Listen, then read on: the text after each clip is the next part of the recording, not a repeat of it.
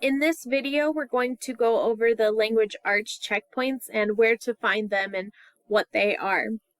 So, checkpoints are only in language arts. Math has something else that there's another video on. Those are called cooldowns. But for this video, we're just going to focus on checkpoints.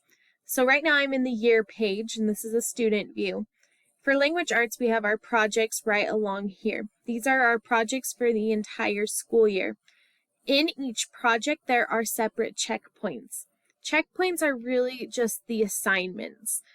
So we're going to go ahead and click on our first project, which is the book review for Esperanza Rising, which will take you to this page. This first page is just a project overview. It will give you information about what's to come. On the side over here, you can see these different pages that have numbers. Anything that has a number before it is a checkpoint. So you can see all of these. In this project, we have 16 checkpoints, so 16 different assignments.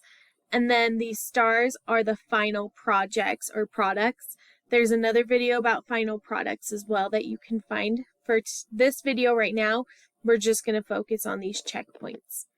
In language arts, most of the checkpoints are their comprehension questions. So after we read a chapter, there's a list of questions that students will be expected to answer. Checkpoints will be started in class, but if they are not finished, they then become homework. So it might be a good idea to check in with your students every night and ask them if they got their language arts checkpoint for the day done. When you click on a checkpoint, it's going to bring you to a page that looks like this. This first box is the assignment itself. We'll click on that in just a second, but this is where you'll find the assignment and the information about it. There are resources in some of the checkpoints. The comprehension questions do not have resources because students would just use the Esperanza Rising book. But for some of the other checkpoints, they have different websites you can go to and videos to help you out. So now we'll click on one of the checkpoints to see what it looks like.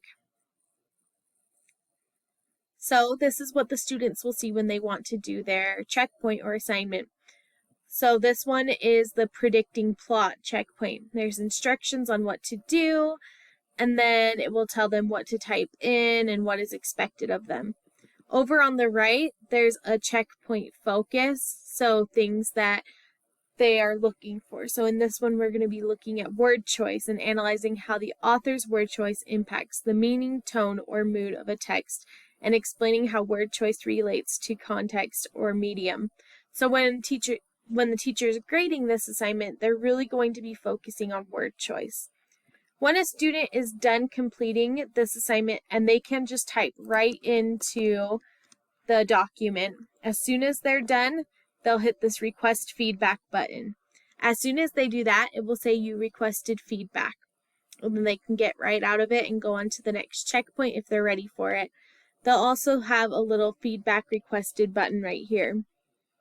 Now, as a teacher, what I'm going to do is I'm going to look at their checkpoint. And if I see that they did a great job on it and they did everything they were supposed to and they got a good score, I'll give them a green, which means they did great and they're ready to go on.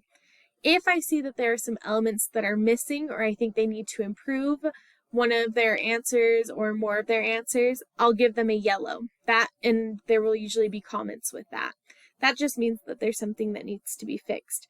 If nothing was turned in and the student hasn't requested feedback by the due date, it will be red, meaning that it's missing.